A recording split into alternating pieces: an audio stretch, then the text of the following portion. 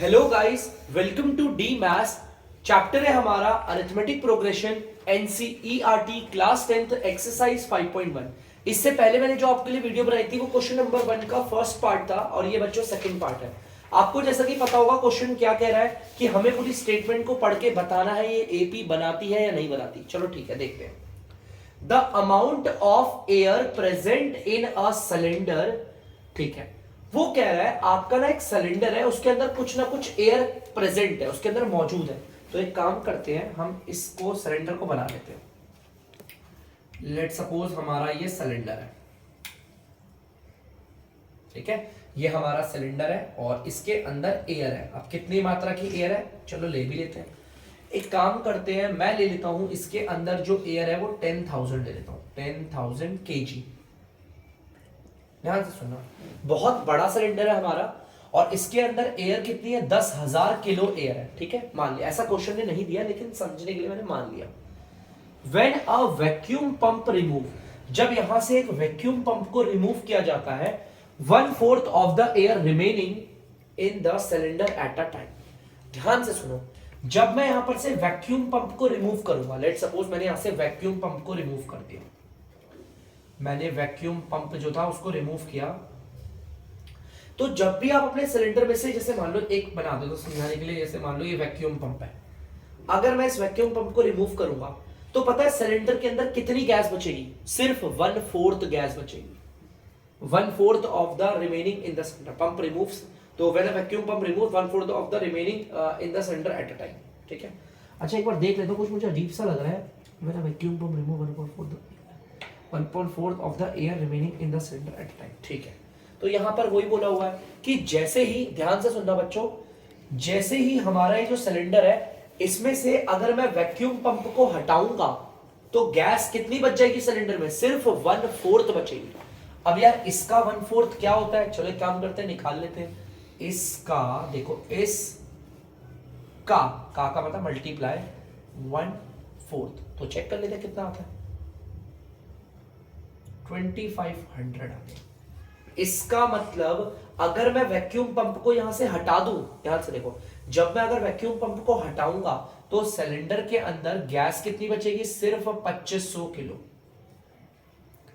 बोला था ना उसने कि जैसे ही आप अपने सिलेंडर में से वैक्यूम पंप को हटाते हो तो गैस कितनी बचती है, 1/4। जितनी भी उसके अंदर गैस है उसका सिर्फ 1/4 बचेगी। तो भैया गैस कितनी थी, 10,000 किलो थी, इसका 1/4 2500 है, तो सिर्फ 2500 बचेगी। ठीक है, तो चलिए काम करते हैं, फिर दोबारा से यहां से वैक्यूम पंप को हटाते हैं। मैं अब इस वैक्यूम पंप को दोबारा हटाऊंगा तो कितनी गैस बचेगी, देखते हैं। ये हमारा सिलेंडर है, तो 2500 का 1/4 दोबारा निकाल लेते हैं। ठीक है, तो कर लेते हैं बच्चों से, 4 छक्के 24 और 4 दूनी 8, 4 पंजे 25। ठीक है, तो ये आ गया 625 kg। इसका मतलब कि अगर मैंने अब यहां से वैक्यूम पंप निकाला तो गैस कितनी बचेगी, जो भी गैस इसके अंदर है ना बच्चों, इसके अंदर जो भी अभी इस वक्त पे गैस है इसका 1/4 बचेगा। ठीक है, तो चलो अब देखते हैं दोबारा, जब मैं इसमें से दोबारा वैक्यूम पंप निकालूंगा तो क्या होगा, वैक्यूम रिमूव करने से वैक्यूम पंप को, तो जो भी गैस है,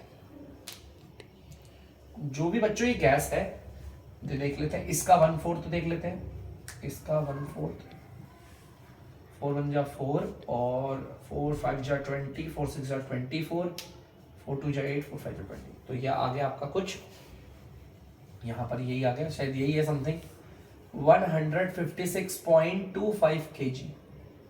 देखो जैसा कि मैंने बोला था, अब आपने दोबारा वैक्यूम पंप इसमें से हटाया तो जो भी गैस इसके अंदर अभी है ना, इसका 1/4, देखो इसका 1/4 निकाला, कितना है, ये आया, सिर्फ ये गैस रह जाएगी, बाकी सब उड़ जाएगी।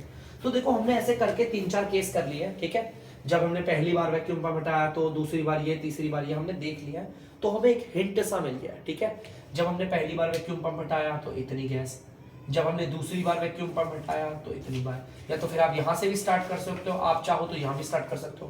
पहली बारी में हमारा सिलेंडर में गैस ये थी, दूसरी बार, तीसरी बार, चौथी बार। तो मतलब मैंने ना जो भी ये पूरा समझा, ये पढ़ा, तो इससे मुझे समझ में आ गया है कि हाँ चलो हमारी, और ये जो वैल्यू लिया ना मैंने 10,000, या आप भी कुछ भी ले सकते हैं, मैंने सिंपल वैल्यू ले लिया। तो चलो एपी बनाते हैं, एक बार चेक करते हैं। सीक्वेंस कहूंगा, एपी नहीं बोलूंगा अभी, सीक्वेंस। एपी तो तब लगेगा ना जब उसमें हमारे गैप सेम होंगे। तो पहली टर्म होगी सीक्वेंस में, जो पहला वाला सिलेंडर है उसमें गैस कितनी है, 10,000 किलो। फिर देखो बच्चों दूसरी बारी वाला सिलेंडर है, उसमें गैस कितनी है, 2500 किलो। चलो बच्चों देखते हैं, जो तीसरा वाला सिलेंडर है इसमें गैस कितनी है, 625 किलो। फिर जो बच्चों हमारा चौथा सिलेंडर है उसमें गैस कितनी है, 156.25 किलो। चलो मैंने ऐसे सीक्वेंस तैयार कर लिया। अभी सिर्फ मैंने सीक्वेंस तैयार करी है, यहां पर मुझे नहीं पता ये एपी है या नहीं है, वो तो देखकर ही पता चल रहा है।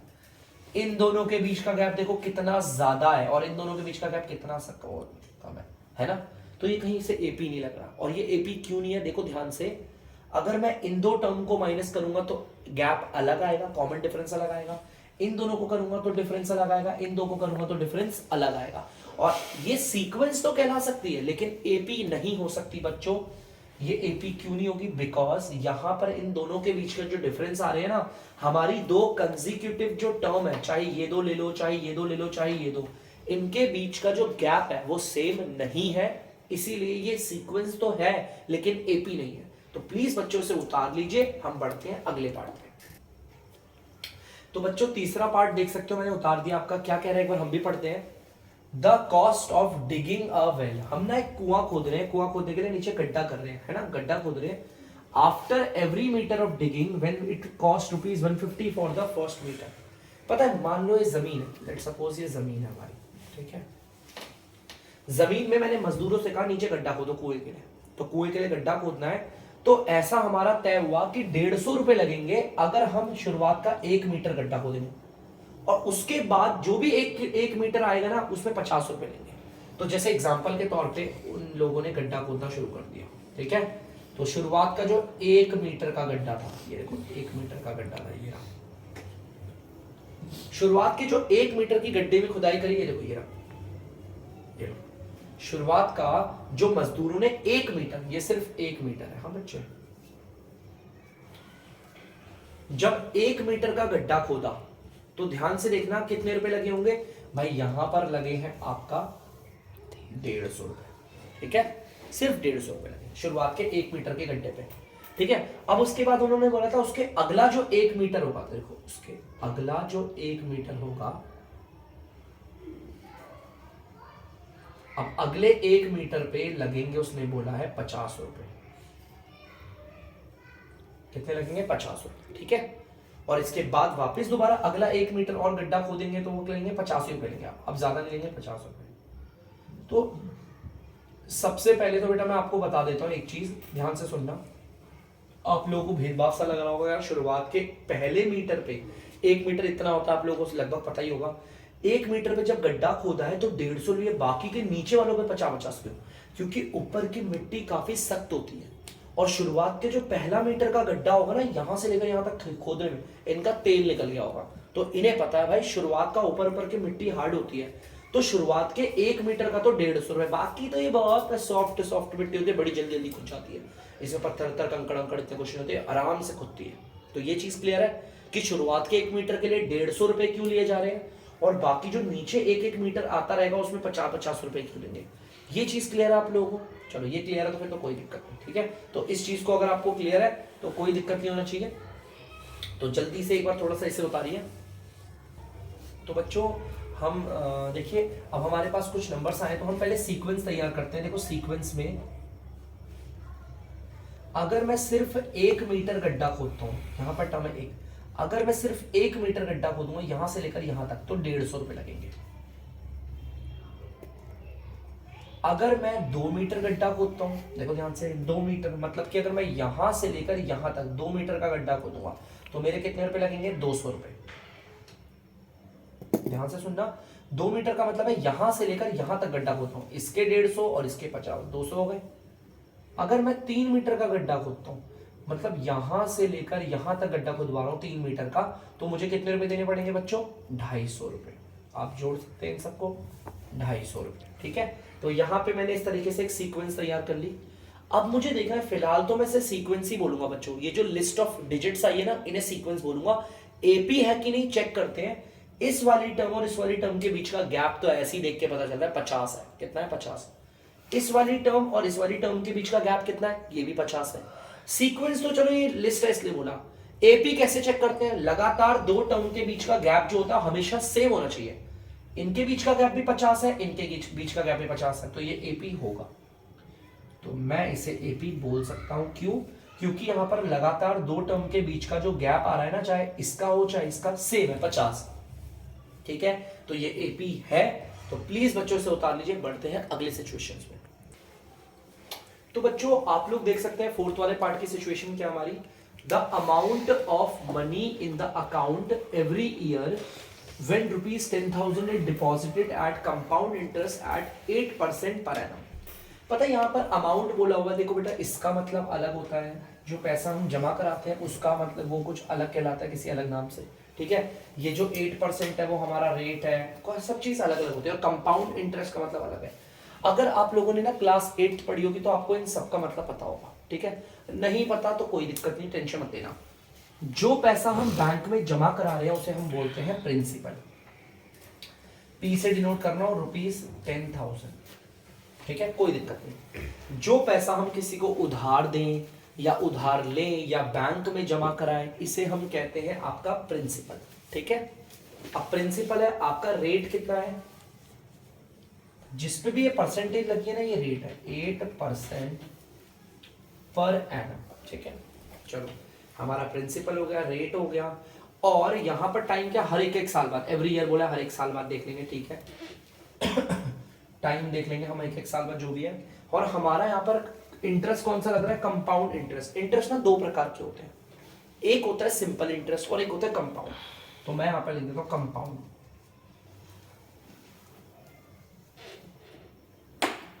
इंटरेस्ट।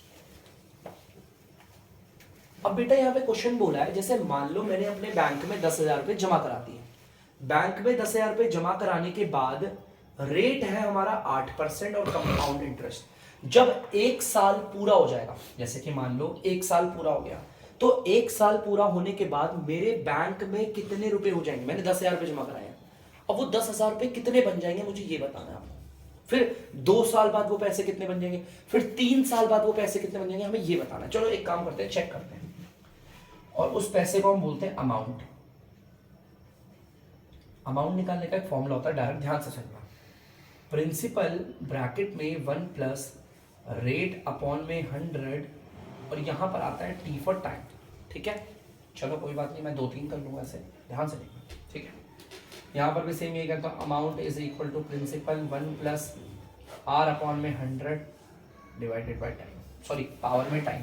पावर को बच्चों इंडेक्स भी बोलते हैं। हाँ, प्रिंसिपल 1 प्लस रेट अपॉन में 100 टाइम। ठीक है, चलो देखते हैं। सबसे पहले मुझे पता करना है एक साल का, कि एक साल के बाद मेरे खाते में 10,000 रुपए हैं और बैंक मुझे कितना इंटरेस्ट दे रहा है? 8% इंटरेस्ट दे रहा है, वो भी कंपाउंड वाला। तो एक साल बीतने के बाद कंपाउंड इंटरेस्ट में ना ऐसे निकालते हैं फॉर्मूला, ये कंपाउंड इंटरेस्ट के लिए होता है, कंपाउंड इंटरेस्ट वाला केस होता है। ठीक है, नहीं पता तो बस खाली इतना याद रखना। एक साल बाद मेरे खाते में कितने रुपए होंगे चेक करते हैं। प्रिंसिपल आपको पता है 10,000, 1 प्लस रेट है हमारा 8, टाइम है सिर्फ 1। अभी मैं जानना चाहता हूं एक साल बाद, सिर्फ एक साल बाद, फॉर 1 ईयर, आफ्टर 1 ईयर बताता हूं, आफ्टर 1 ईयर एक साल बाद कितने रुपए होंगे मेरे खाते में, पहले मैं ये जानता हूं। चलो देखते हैं, इसे सॉल्व करते हैं। आपको पता है 10,000 हो गया बच्चों। ये मैंने आपको बताया था, इस वाले पार्ट को इससे मल्टीप्लाई करते हैं। मैंने आपको बहुत बार बताया इसको कैसे सॉल्व करते हैं। एक तरफ तो फ्रैक्शन, एक तरफ नीचे कुछ भी नहीं है। 100 को अगर 1 से मल्टीप्लाई करेंगे तो 100 आ जाएगा 100। इस 1 को भूल जाओ, 100 को 1 से मल्टीप्लाई करके ये 100 आ गया। ये 100 और ये 8 आपस में क्या हो रहा है? प्लस हो गया, तो ये कुछ हो जाएगा 108, और नीचे डीआर में वही रहेगा 100 और उसकी पावर है 1। मैंने सॉल्व किया नॉर्मल, आप भी एलसीएम लेके कर सकते हो।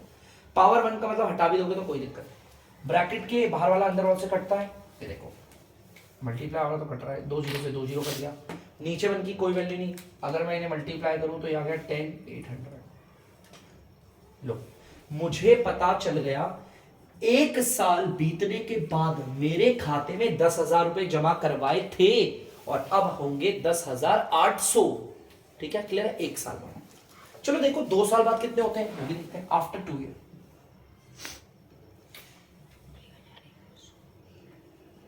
2 साल बाद कितने होते हैं, दोबारा वही करेंगे। प्रिंसिपल हमारा 10,000, रेट है 8, देख सकते हो रेट हमारा 8 है, 100। टाइम इस बार कितना है, 2 साल, तो 2 लगा दिया।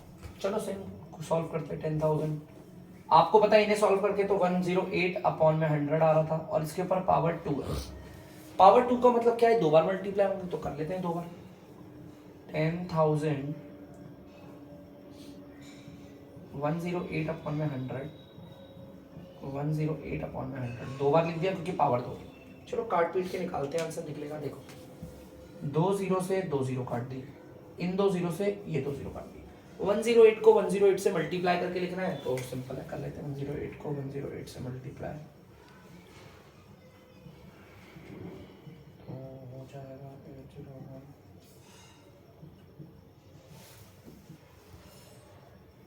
तो ये आ गया आपका 11664।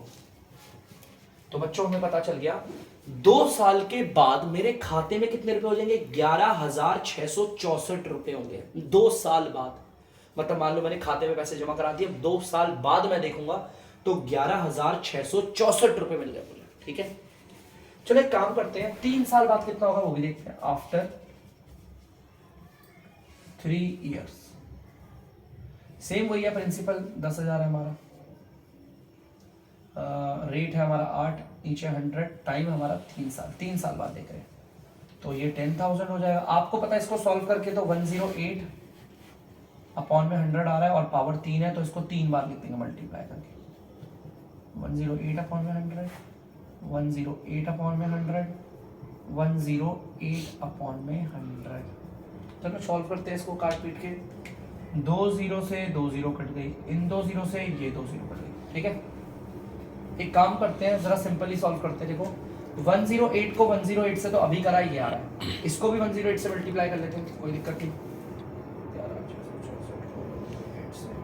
8 4 32, 8 6 48, 48, 48 और 5 कितना होता है 52, 8 5 13 9, 1 2 3 4 5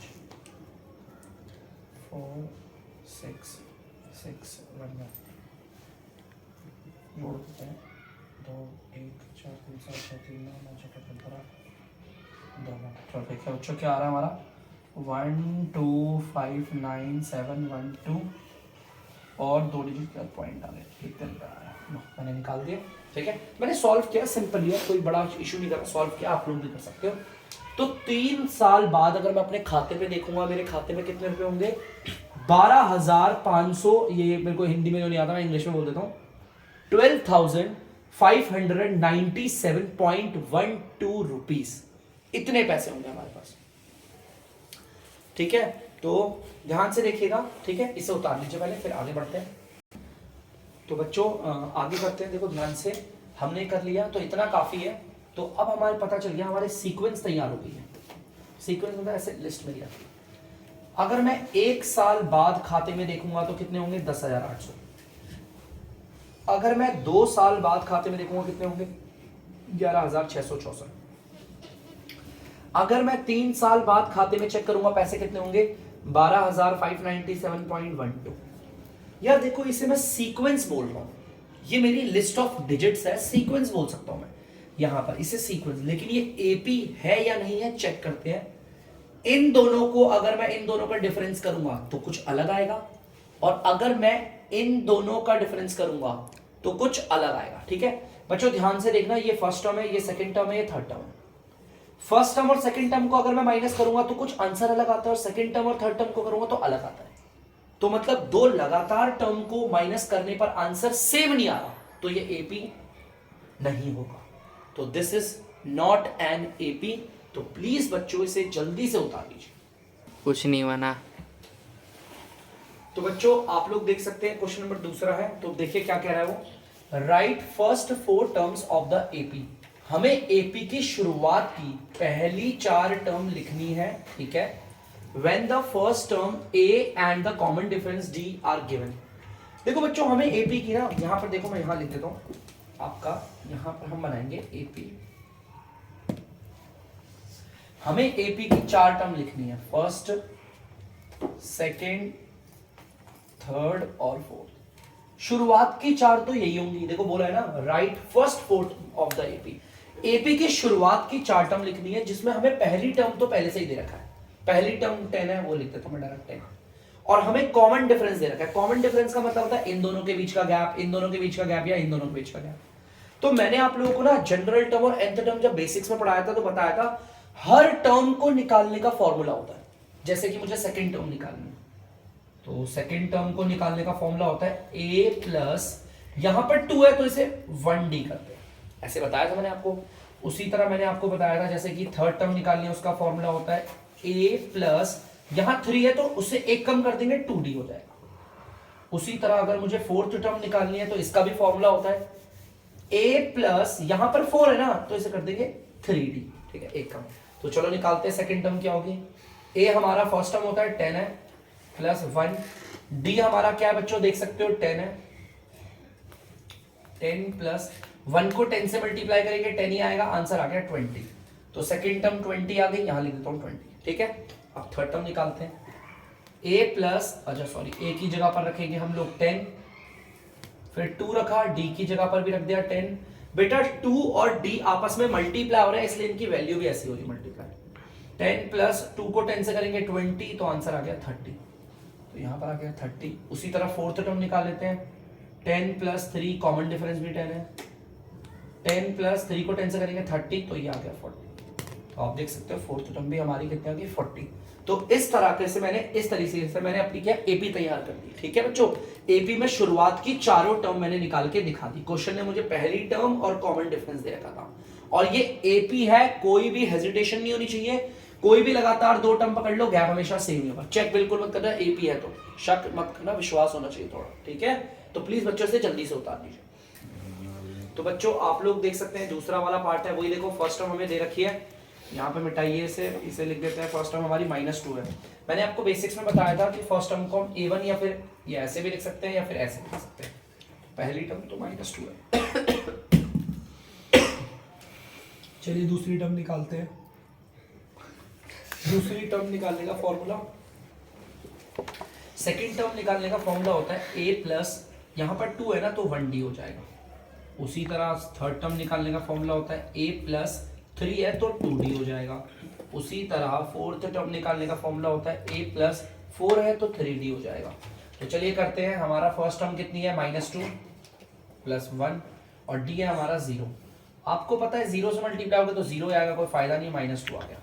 सेकेंड टर्म भी -2 आ गई। सेम यहाँ पर कर लीजिए, फर्स्ट टर्म आपकी देख लीजिए -2 है प्लस 2 और d आपका 0 है, मल्टीप्लाई होकर 2 0 0 ही होगा, सेम -2 आ गई। सेम यहाँ पर कर लीजिए, फर्स्ट टर्म हमारी -2 है 3, d आपका 0 है, मल्टीप्लाई करोगे 0 ही आएगा, तो फोर्थ टर्म भी हमारी -2 आ गई। तो आप देख सकते हैं ये एक एपी है, टेंशन मत लेना, लगातार 2 टर्म को माइनस करोगे 0 ही आएगा, एपी है, ठीक है। तो कर लीजिए इसे। तो बच्चों आई होप आप लोगों ने इसे उतार दिया होगा। इसके आगे वाले क्वेश्चंस बहुत आसान है, तीसरा, चौथा और पांचवा, तो आप कोशिश कीजिएगा घर से करने के लिए, और अगर आपसे नहीं हो पाते तो प्लीज कमेंट बॉक्स में बताइएगा, मैं इसके लिए वीडियोस बना दूंगा। तब तक के लिए अगर आपको डीमैथ्स की वीडियो पसंद आ रही है तो वीडियो को लाइक करें, शेयर करें और चैनल को सब्सक्राइब करें। बाय।